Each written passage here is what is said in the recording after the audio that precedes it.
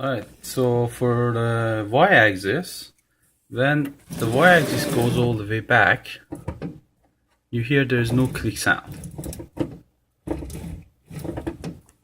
It is because this bar is not long enough to hit the end stop down there. That's why I printed a little part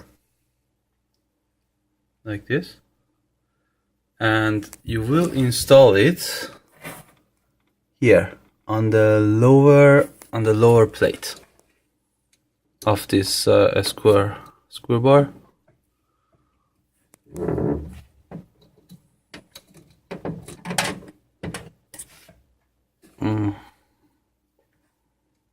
So you just find the edge and then push it in.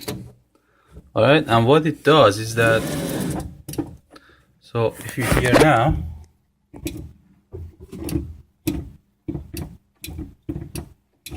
it does click, and then you can do the z-axis at home and it will work. Okay.